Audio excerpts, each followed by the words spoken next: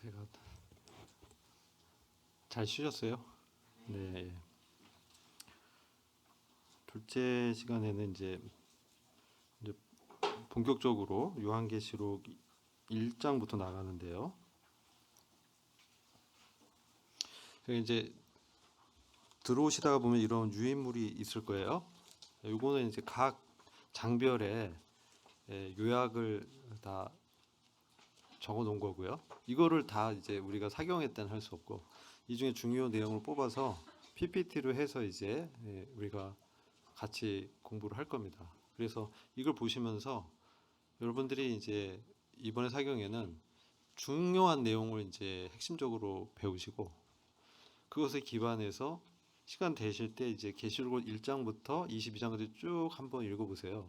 그러면 요게 이제 다 중요한 내용 구절별로 해석을 요약을 다 해놨기 때문에 이게 11페이지밖에 안 되지만 핵심적인 내용을 다 넣어놨어요. 그리고 제가 다 이렇게 보면서 교리적으로 저희 모임 다 맞게끔 다 이렇게 짜놨기 때문에 예, 버리지 마시고 꼭 지참하셔서 마르고 닳도록 보시면 좋겠습니다.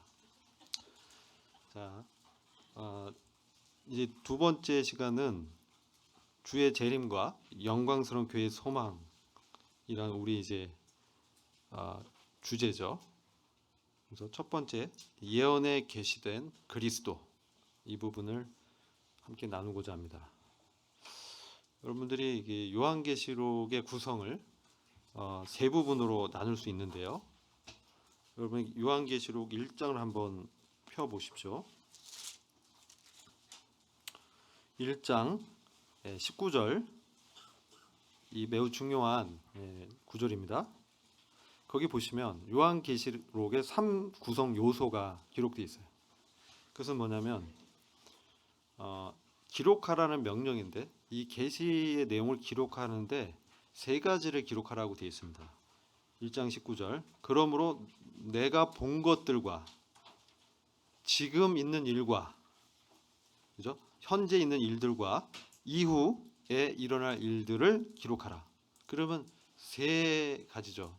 첫 번째 뭐냐면 요한계시록 1장에 기록된 요한이 본 환상의 내용들 1장에 기록된 그리고 2장에서 3장까지 지금 있는 일들 그러면서 7교회 얘기를 하고 있어요. 그래서 지금 현재 시대가 바로 7교회 교회의 시대라는 것이죠.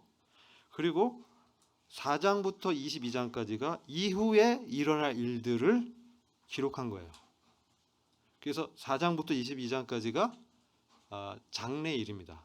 그래서 성령께서 요한복음에 기록했듯이 성령이 오셔서 장래일들을 깨우치겠다 그런 말씀 있죠. 장래일을 그리스도에 관한 장래일들을 우리한테 깨닫게 해주는 그런 것들이 이런 내용들이죠. 그리고 19장 한번 가보세요.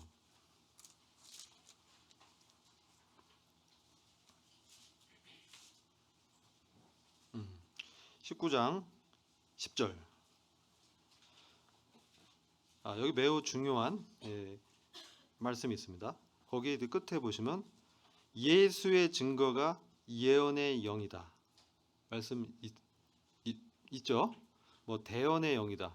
이렇게 말씀해도 돼요. 예언의 영이 예수의 증거다. 즉 계시록의 핵심 메시지가 이 예언의 본질적인 메시지와 목적은 그리스도에 관한 것이다. 이런 거예요. 그런 의미예요. 그래서 요한계시록의 중요 메시지는 바로 예수의 증거란 뜻입니다. 그래서 한마디로 보면 요한계시록의 주제는 뭐예요? 주 예수 그리스도입니다. 그리고 저희가 이제 사경회 때 주로 다룰 내용은 1장과 4장부터 22장입니다. 2장에서 3장은 7교회에게는 매우 중요하지만 저희가 사경회에 다루기는 시간이 부족합니다. 시간이 되면 제가 요약을 해서 말씀드리지만 이거는 한 교회당 1시간 이상 해야 될 분량이기 때문에 7교회는 간략히 장단점만 좀 말씀드리고 넘어가려고 하고 주로 장래에 있을 일들 중심으로 나누려고 하는 거예요. 그 부분이 이제 많이 우리 모임에서 말씀들을 많이 안 하시더라고요. 3장까지는 많이 하세요. 1장부터 3장까지. 자, 그럼 예언에 계시된 그리스도 이게 누구냐는 것이죠. 그리스도가 누구냐? 그걸 이제 말씀하는 거죠. 요한이 지금 반모섬에서 바로 환상 가운데 이 그리스도를 보게 되는 거예요. 사실 이제 요한이 지금 반모섬에 유배 중에 있어요. 나이가 굉장히 들었어요. 굉장히 노인이 됐는데 잡혀서 로마 황제가 요주의 인물이니 자 저기 멀리 귀양 보내. 그래서 이제 반모섬에 이제 귀양살이 하고 있는 중이에요. 그리고 이제 있는데 환상 가운데 주님이 탁 나타나서 내가 본 것들을 기록하라 이렇게 말씀한 거예요. 그래서 1장에서 본 게 무엇이냐 봤더니 바로 영광의 예수 그리스도를 봤어요. 요한이 사실 그가 젊었을 때 만났었던 그리스도는 어떤 분이냐? 요한이 이제 요한복음 보면 예수께서 사랑하시는 제자 이런 표현이 있어요. 그죠? 요한은 자기를 요한이라고 표현하지 않고 예수께서 사랑하시는 제자라고 이제 기록했어요. 자기가 요한인데 자기가 예수의 사랑을 받는 제자다. 굉장히 자부심이 있었어. 그렇죠? 그리고 복음서를 보면 요한이 주님의 그 품에 기대서 있었던 그런 장면들이 있어요. 그래서 여기 있는 중에 나를 배반할 자가 있다. 이렇게 하니까 제자들이 이제 깜짝 놀랐죠. 그러니까 베드로가 야 요한아 물어봐. 그러니까 왜 그렇게 했어요? 요한이 가장 예수님 옆에 있었거든. 그래서 요한이 예수님 품에 기대면서 누굽니까? 이렇게 물어봤다는 거예요. 그 정도로 사도 요한은 예수 그리스도 굉장히 친밀한, 그래서 그가 경험했던 예수 그리스도는 정말 인내하시고 은혜와 긍휼이 풍성하시고 그 제자들을 사랑하실 때 끝까지 사랑하시고 그 군병들이 와서도 제자들을 먼저 보호하시는, 나를 잡아가라 하시고 이들은 이제 가게 하라고 하시잖아요. 보통 어떻게 합니까? 피하죠. 피하는데 주님은 먼저 나서서 제자들을 이렇게 보호하셨어요. 그리고 십자가에 달리실 때 다 도망갔어요. 근데 옆에 있었던 제자가 누구예요? 요한이었어요. 그러면서 예수님이 요한에게 내 어머니다 마리아를 맡기죠. 자기의 그 육신의 어머니 마리아를 요한에게 맡기니까 요한이 사실 마리아를 봉양했다는 기록이 있어요. 전승대에서. 그럴 만큼 각별한 사이였어요. 그래서 끝까지 다른 제자들은 다 먼저 이제 순교하거나 다 그랬죠. 근데 끝까지 거의 100세 가까이 살아남았어요, 요한이. 그래서 거의 이제 얼마 안 남았는데 이제 반모섬에서 이제 너무 이제 늙었죠. 나이도 너무 들었고 그런 상태 주님이 딱 나타났는데 요한이 알았던 주님이 아닌 거예요. 굉장히 강렬한 빛 가운데 일곱 금촛대, 뭐 금등대라고도 합니다. 이건 일곱 교회를 상징하는데 굉장히 굉장히 뭔가 영광스럽고 고귀하면서도 감히 근접하지 못할 신적인 위엄이 이렇게 느껴지는 그 예수 그리스도를 딱 본 거예요. 그래서 그걸 기록한 거예요. 그리고 누가 이렇게 그림을 그려놨어. 그럴듯하게. 근데 이렇게 보면 이 촛대 사이에 서 계신 주님이에요. 이 촛대는 교회를 말합니다. 그래서 일곱 금 등대 혹은 촛대는 이 세상의 모든 교회를 대표하는 거예요. 시대와 현재를 초월해서. 그래서 이 촛대 사이를 거닐고 있다는 것은 교회의 행정 가운데 거하시는 주님이에요. 그래서 교회의 머리가 주님이에요. 행정은 주님의 말씀대로 이제 해야 되는 것이죠. 그것을 이제 보여주고 있죠. 그 다음에 아주 긴 발에 끌리는 옷을 입으셨다. 이것은 뭐냐면 주님의 고귀한 신분을 말씀하는 거예요. 고귀한. 그 옛날에 주님 오셨을 때는 그 나사렛 목수의 아들, 나사렛에서 무슨 선한 것이 나오겠느냐 할 정도의 가난한 지역에 목수로 아버지의 그 가업을 이어서 30세까지 자기 어머니와 동생들을 부양했던 그런 분으로 머리 둘 곳이 없으셨고 잠잘 곳이 없었던, 그런 분이셨는데, 요한이 지금 본 주님은 고귀한 신분을 상징하는 발에 끌린 옷을 입은 모습으로 나타나셨다는 거죠.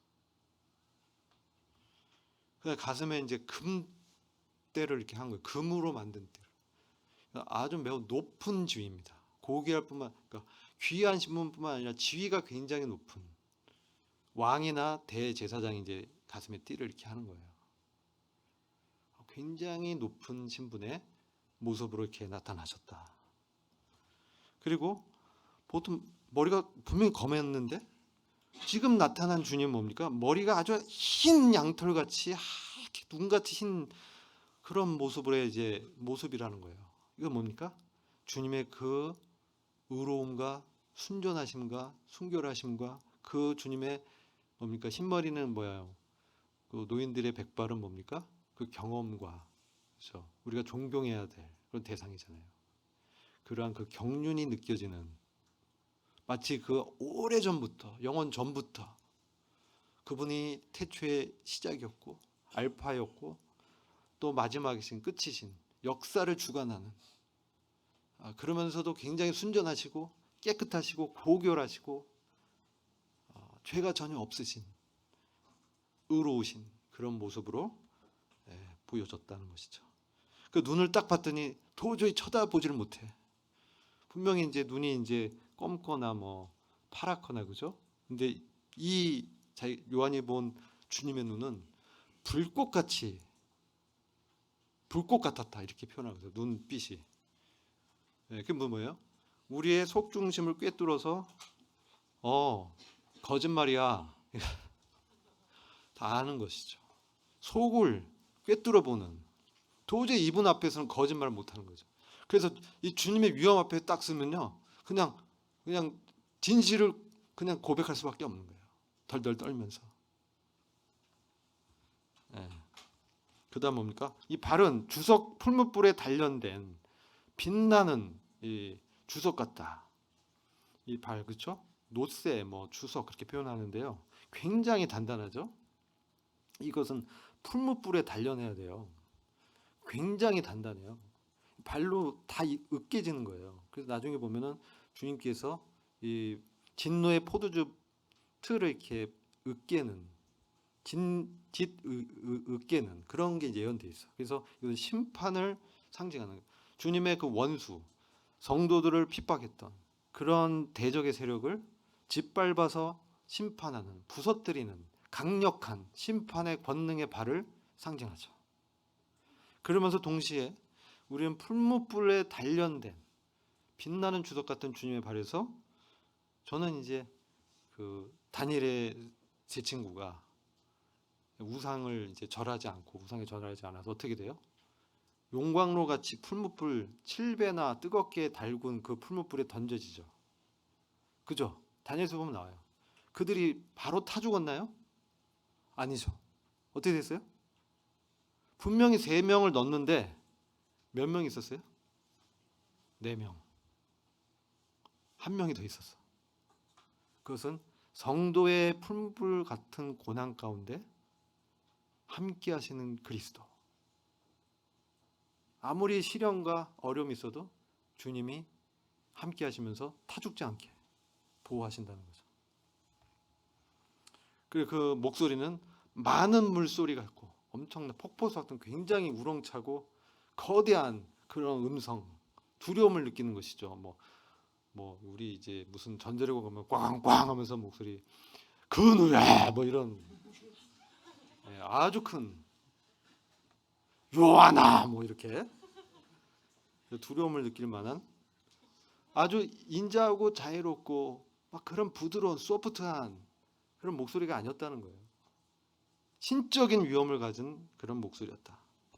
오른손에 7뼈를 들고 있었다. 이것은 교회에 책임 있는 성도를 말해요. 7뼈. 그래서 주님은 오른손에 교회에 책임 있는 성도들을 붙들고 계시다. 그렇죠? 여러분 다 책임 있는 성도인 거예요. 그렇죠?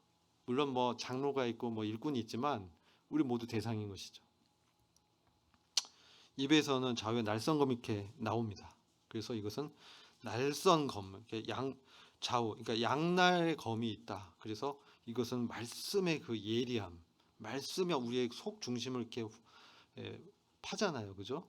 하나님의 말씀은 살았고 운동력 있어서 영과 홍과 관절과 골수를 쪼개기까지 한다. 그런 말씀, 심판하는, 또 말씀으로 심판하시는, 말씀을 하면 그냥 이루어지는 것이죠. 창조와 같이 심판도 말씀으로 이렇게 하시는 그런 이제 주님의 모습을 요한이 보고, 또 얼굴은 해가 힘있게 비치는, 너무나 햇빛처럼, 우리가 햇빛 쳐다볼 수 있어요? 못 쳐다, 눈이 아프죠. 힘있게 그런 모습이라는 거죠. 이 모습을 대면한 요한은 어떻게 됐을까요? 죽은 자처럼 엎드려서 경배할 수밖에 없었다. 바로 그냥 그 옆품에 옆구리에 기대면서 이렇게 물어볼 수가 없었죠. 바로 이 위험 있는 모습 앞에서 그냥 바로 엎드려지면서 경배하는, 그렇게 죽은 것처럼 엎드려진 그 요한을 주님이 또 오른손을 이렇게 다시 일으켜 주시는, 힘을 다시 주시는 그런 것을 이제 보게 됩니다. 그래서 이게 바로 1장의 내용이에요. 영광의 예수 그리스도를 봤다는 것이죠. 예전에 그 예수가 아니라 심판주요, 왕이요, 통치자요, 하나님의 아들로서 하늘의 대제사장으로서 교회를 통치하시면서 이제 앞으로 세상을 심판하실, 다시 오실 그런 심판의 주님으로 나타나셨다는 거죠.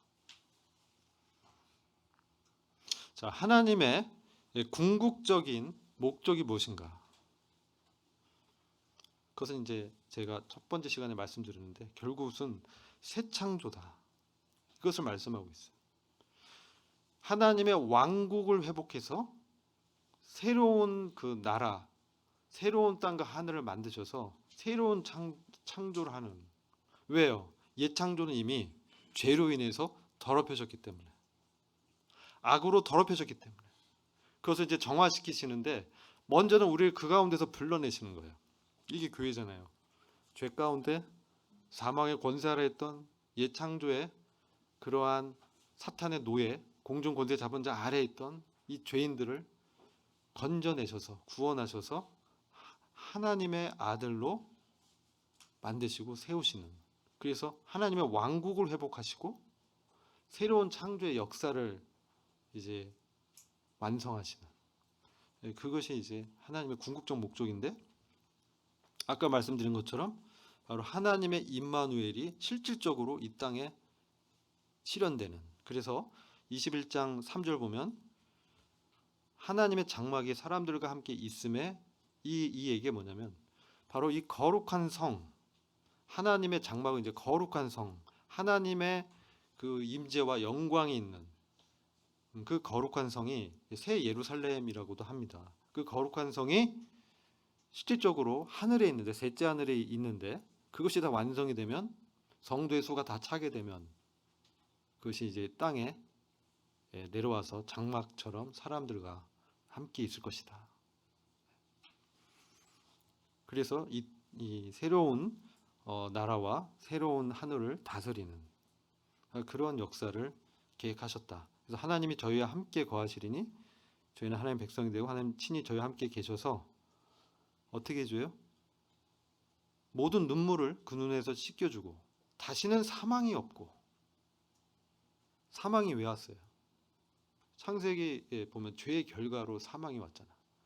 그래서 새 창조된 그 바로 하나님의 왕국이 완성되는 그때는 죄가 없는, 그래서 사망이 없는, 그러니까 슬픔이 없고 아픈 것이 없고 죄의 결과가 완전히 치유된 그것을 하나님이 계획하고 있는 거예요. 근데 이 땅은 어떠냐? 지금 이 땅은 이 새 창조에 비하면 이제 지금 우리가 있는 이 땅은 어떻게 돼요? 베드로후서 3장 보면 불태워지기 위해서 보존되고 있다. 불태워지는 거예요. 이 땅은. 뭐 우리를 뭐 이렇게 막 개선시켜서 유토피아로 만들고 뭐 이런 건 뭡니까? 예? 그럴 수 없다는 거예요. 이 땅은 개선될 수가 없어요. 어떤 선행으로 이 땅을 개선할 수가 없어요. 아까도 보면 남은 자만 하나님이 구원하시잖아요. 하나님의 섭리를 우리가 잘 봐야 돼요. 물론 하나님 모든 사람이 구원받기 원하시지만 결국은 회개하고 돌이키고 돌아온 사람은 남은 자들, 소수의 구원받은 사람들이라는 것이죠. 그것을 여러분들이 보고 이 땅에 그렇게 미련을 갖지 마세요. 이 세상이 내 집이라고 생각하지 마세요. 우리의 진정한 집은 어디 있어요? 바로 하늘의 거룩한 성이 우리의 이제 집이 되는 거예요. 그래서 21.5 보면 내가 만물을 새롭게 하노라 이렇게 말씀합니다. 그래서 이 새롭게 하는 역사가 하나님의 궁극적인 목적이다. 그래서 이거 이제 아까 말씀드렸지만 그래서 이게 다 이루었도다. 나는 알파와 오메가요 처음과 나중이라. 내가 생명수 샘물로 목마른 자에게 값없이 주리니. 21장 6절 말씀 기억하고요. 이것도 말씀드렸죠. 이기는 자는 이것들 모든 것을 유업을 얻으리라. 나는 저의 하나님이 되고 그는 내 아들이 되리라. 그러니까 우리는 뭡니까? 우리는 이기는 자로 하나님의 아들이 되는 게 우리의 궁극적 목적이 되겠죠. 하나님의 궁극적 목적을 정해놨잖아요. 그러니까 우리는 그 하나님의 목적에 맞게 이기는 자, 믿음을 갖고 부활의 생명으로 이 땅에서 증인의 삶을 살면서 교회를 세우는, 그리고 복음을 증거하는 그러한 하나님의 왕국을 넓히고 그러한 영역을 바로 이제 교회 함께 협력해서 복음에 합당한 생활을 하면서 협력했을 때 결국 하나님의 뜻이 이 교회를 통해서 실현되겠죠. 이기는 신앙, 예수 그리스도 그분을 부활하신 나의 주님으로 영접하는, 아무도 믿지 않는 그때 예수가 실패했다고 예수를 욕하고 험담하고 침을 뱉었던 그 시대에서도 믿는 자들은 제자들이 있었죠. 이 시대 어떻습니까? 신앙인들에 대한 이 세상의 시각은 어떻습니까? 네? 난 예수의 부활을 믿어. 예수님이 재림할 거야. 우린 휴거돼. 이런 얘기를 한번 하면 사람들이 뭐라고 할까요? 네. 듣지 않습니다. 이런 때도 이기는 자는 이 불신의 세상을 이기는 것이죠. 그러니까 이기는 것은 믿는 것이에요. 믿을 때 우리가 그것을 이제 행하게 되기 때문에 이기는 자는 우리가 하나님이 예비한 유업을 얻게 된다. 이런 부분들은 차차 이제 말씀드리도록 하겠습니다. 하나님은 이 세계를 구속하는 계획이 있어요.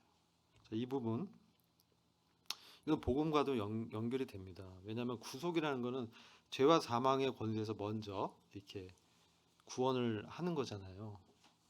주님께서. 그래서 예레미야 2장 13절을 보면 내 백성이 두 가지 악을 행했는데 생수의 근원된 나를 버리고 스스로 웅덩이를 판 것이다. 근데 그것은 물을 이제 저축지 못할 터진 웅덩이다. 이렇게 말씀하죠. 우리의 영혼에 사실 목마름과 갈증이 있습니다.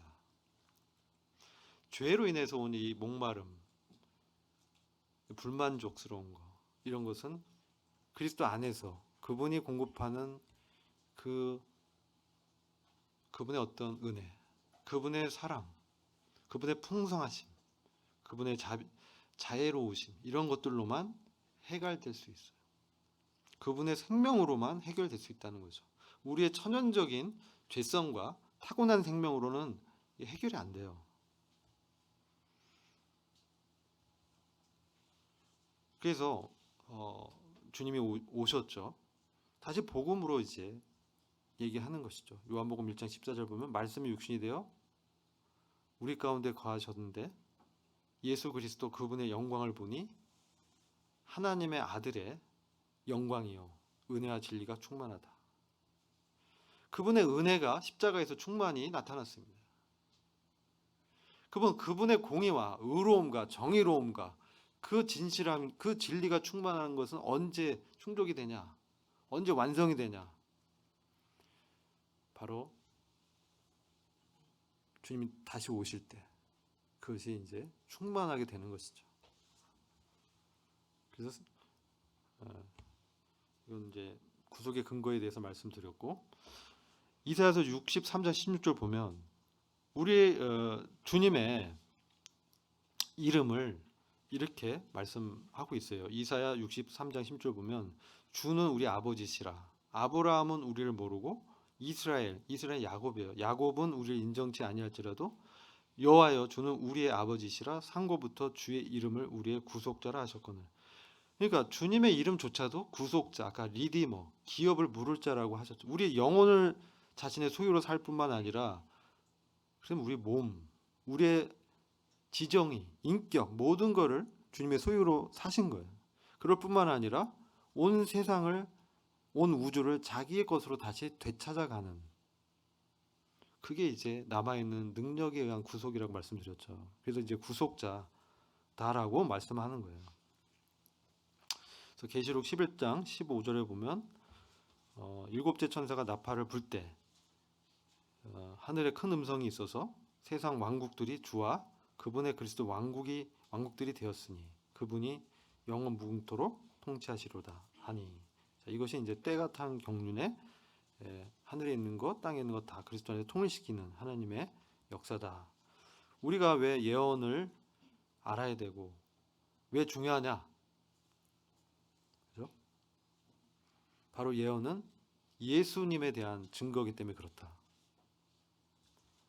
그리고 베드로후서 1장 19절을 보더라도 예언의 기록이 있어서 더 확실한 예언 말씀하는데요. 어두운데 비치는 등불과 같이. 지금 시대는 어떻습니까? 어두워요. 영적으로.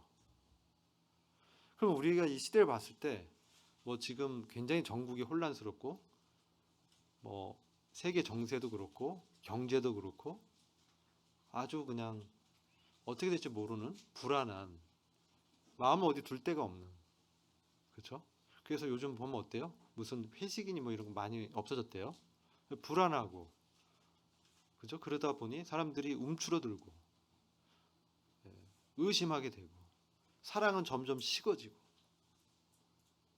그러면서 점점 말세의 그런 징조들이 나타나는데, 이럴 때 우리한테 정말 어둠을 비추는 등불과 같은 게 무엇이냐?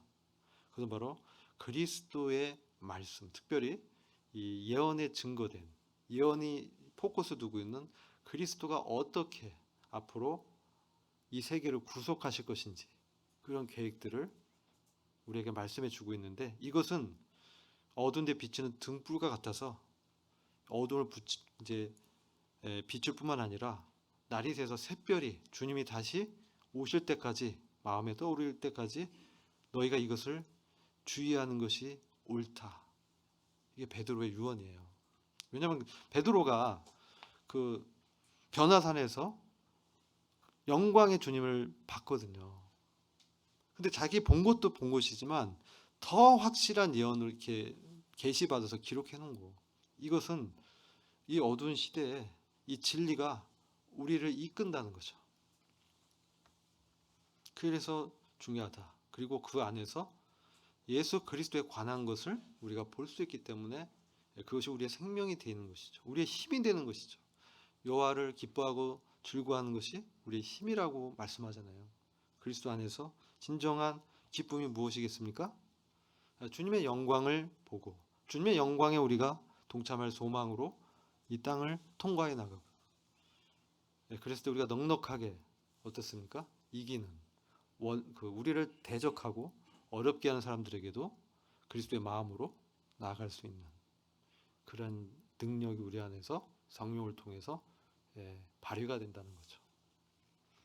그것은 제가 이제 마지막 시간 때 아마 성화 부분에서 어떻게 그런 것들을 발휘하면서 살 것인지, 그러니까 저희가 이제 둘째부터 다섯째 시간까지 강의까지는 지식적인 측면을 많이 얘기할 거예요. 시간이 부족하면 1시간 더 쓰려고 하는데, 근데 그것을 우리 삶 가운데 어떻게 적용하면서 실천할 수 있는지, 그것을 이제 마지막 2시간에 좀 나누려고 하는 거예요.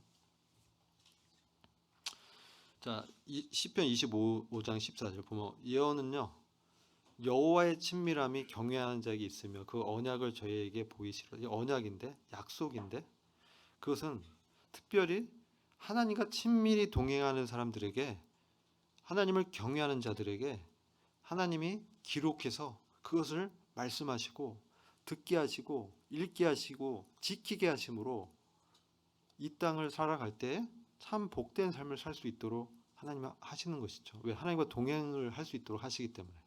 그 사람들이 뭐 아브라함도 그랬고요. 아브라함은 나의 친구다. 그래서 내가 그에게 이러한 내 속내를 다 이게 말하겠다. 그러면서 소돔과 고모라의 그 멸망의 예언을 얘기하잖아요. 에녹도 그렇죠. 그 아들 무드셀라 태어났을 때 그 무드셀라가 죽으면 어떻게 해요? 멸망이 온다. 심판이 온다.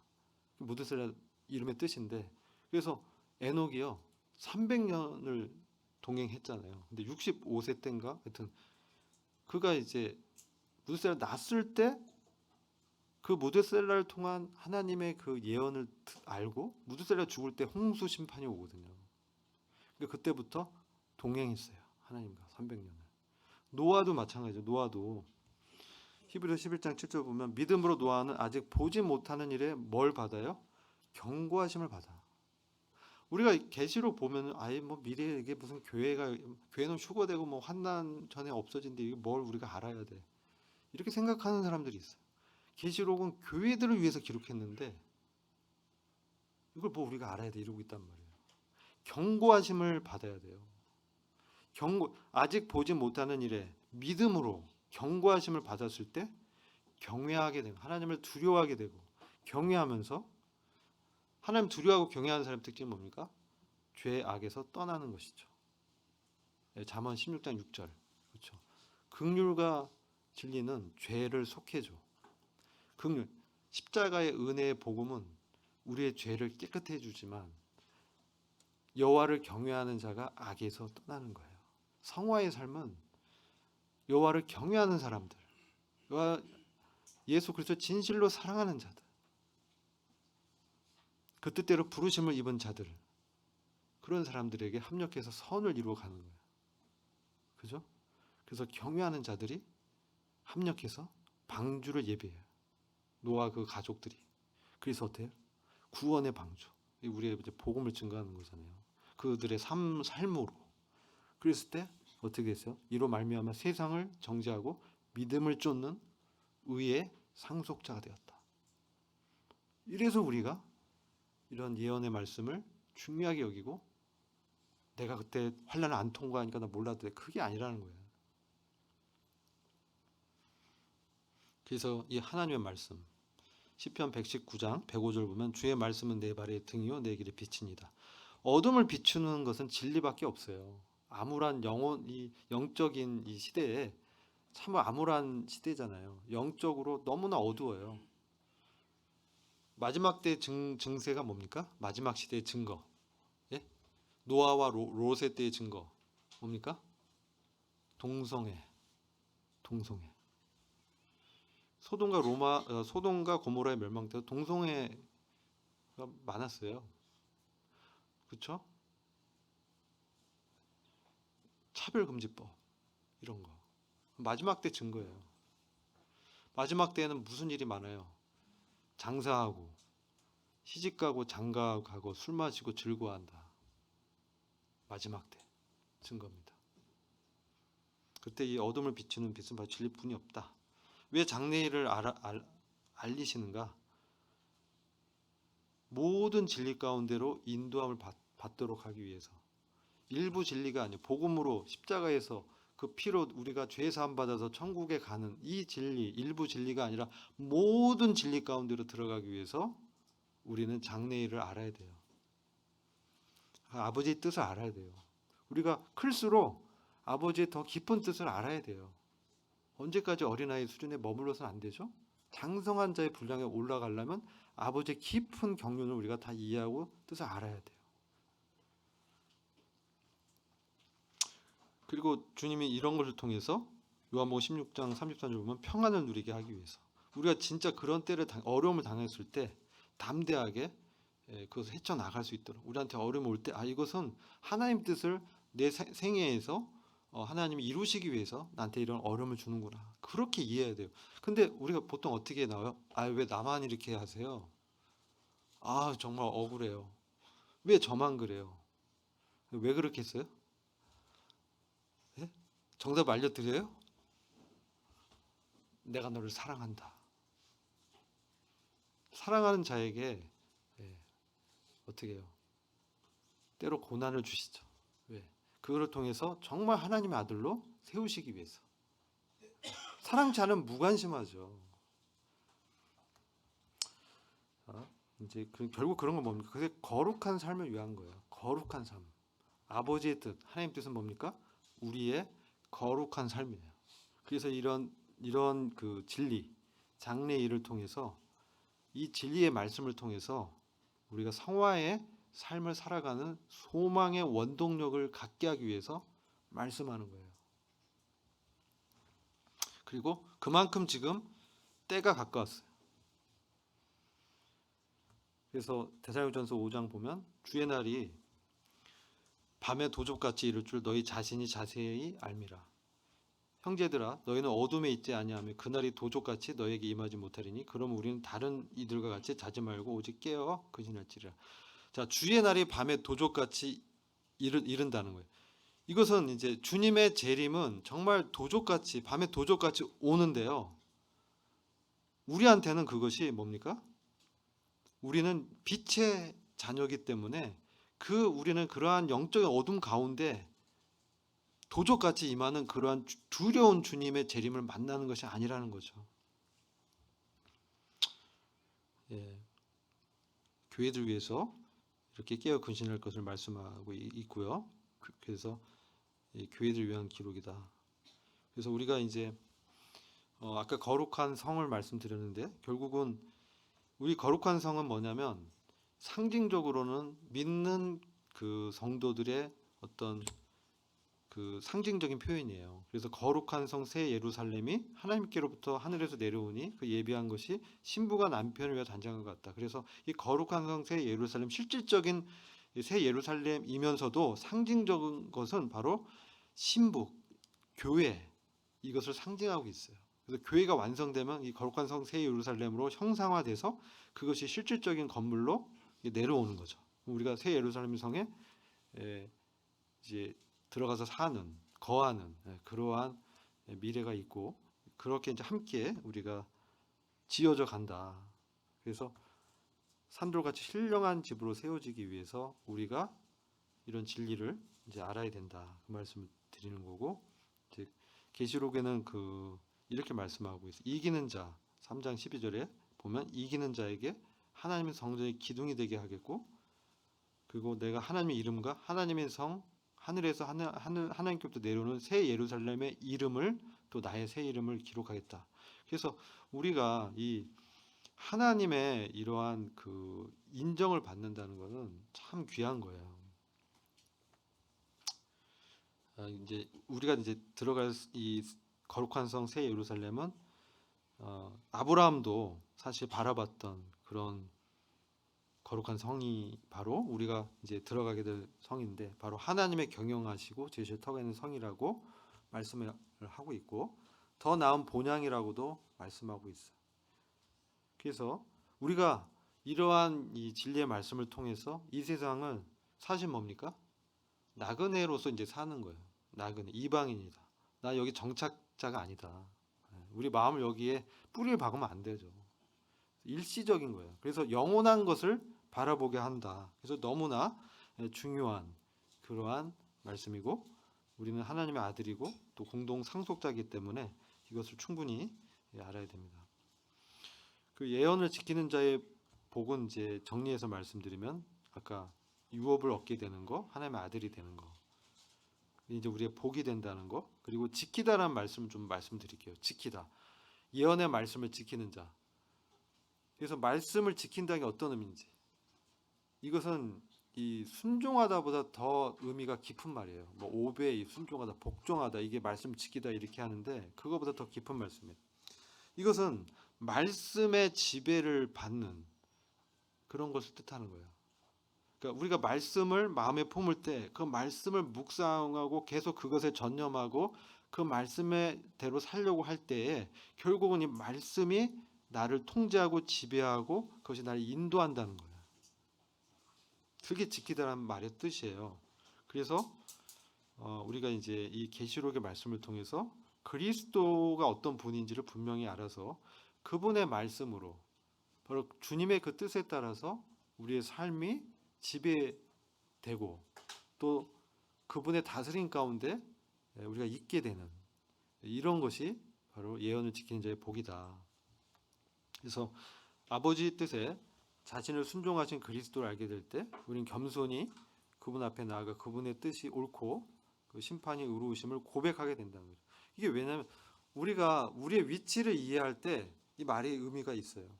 우리는 이 땅에서 하나님께서 심판하실 때 우리의 위치가 어디 있겠어요? 이 땅에 하나님의 심판이 있고 환란이 이제 왔을 때 우리의 위치가 어디 있어요? 예? 이 땅에 있지 않다는 거예요. 이 땅에 환난의 기간 동안에 우리 땅에 있지 않고 어디 있어요? 하늘에 그리스도와 함께 있는 거예요. 그럼 그리스도와 함께 뭡니까? 이 땅에 심판 행해질 때 그것을 함께 목도하면서 이 세상을 판단하는 거예요. 그렇기 때문에 그 심판이 의롭고 주님의 뜻이 옳다고 그것을 인정하고 그것에 동참하는, 그래서 그 주님의 마음과 같은 마음을 품고 그것을 바라면서 그런 삶으로 우리가 살아가기 위해서 우리가 말씀을 이제 배우고 그것을 이제 묵상하고 그것의 지배 지키다 말씀으로 다스림 받는 그런 삶, 그것이 바로 세상을 능력 있게 통과하는 힘을 우리에게 주는 것이죠. 다른 곳에서 우리의 능력이 나오지 않아요. 기도와 말씀 외에는 없어요, 사실. 그런 말씀을 우리가 좀 알아야 되고요. 자, 여기까지 제가 이제 말씀을 드리고 시간이 다 된 것 같아요. 그래서 시간이 몇 시까지 하면 돼요? 예? 10분이요? 자, 이제 환난기라는 게 있어요. 환난기. 환난기는 언제냐면은 이 땅에 7년의 환난기를 하나님이 정해놨어요. 그 7년 동안 뭐 대환란이라기도 하고 환난기라기도 하고 이게 이제 두 부분인데 전 3년 반, 후 3년 반 나눠서 후 3년 반을 대환란기라고도 하고 그렇게 이제 부르는데요. 왜 환란기를 이제 알아야 되냐? 왜냐하면 때가 가깝기 때문에 그렇다. 이게 첫 번째. 두 번째는요. 고린도전서 6장 2절에 성도가 세상을 판단할 것이다. 세상을 분별하고 판별하고 심판하는 그런 자리에 있게 될 것이라는 거예요. 이 얘기는 마태복음 25장에 민족들의 심판이 있어요. 그때 양의 민족과 염소의 민족을 판단하고 분별할 때, 그 세상을 판단할 때, 민족을 판단하고 천사들을 심판할 때 성도가 그리스도와 함께 왕권적인 위치에서 그 판단에 함께하기 때문에 우리가 이것을 알아야 되는 거예요. 아시겠죠? 모르고 그냥 어린아이처럼 지나갈 수가 없는 거예요. 그러면서 우리가 그때 주님을 바라보면서 주의 판단은 옳습니다. 의롭습니다. 그러면서 이제 예배를 드리는 것이죠. 진정한 예배. 그런 것들을 한번 생각해 보면 좋을 것 같아요. 내일은 아마 그런 예배에 대해서 말씀을 나누게 될 거예요. 이제 이것은 말씀을 드렸고 양과 염소를 분별하는 거. 여기까지 하고 잠깐 기도하고 마치겠습니다. 아버지 하나님 감사합니다. 주님, 저희들이 우리 주님이 어떤 분인지 또 주님의 경륜이 어떠한지 하나님이 이 세계를 향한 그 구속의 계획을 어떻게 갖고 계신지 주님 우리 말씀을 통해서 또 분명하게 알기를 원합니다. 그래서 저희가 주님과 함께 실질적인 믿음의 연합 가운데서 이 세상을 참 의지하지 않고 주님을 바라볼 수 있게 하시고 주님이 공급하는 그 놀라운 능력으로 이 세상을 이기게 하시고 승리의 반열에 영광에 동참하는 그런 저희들이 될 수 있도록 주님 저희를 참 권면하시고 저희를 참 긍휼히 여기시고 은혜를 베풀어 주시기를 간절히 기도를 드립니다.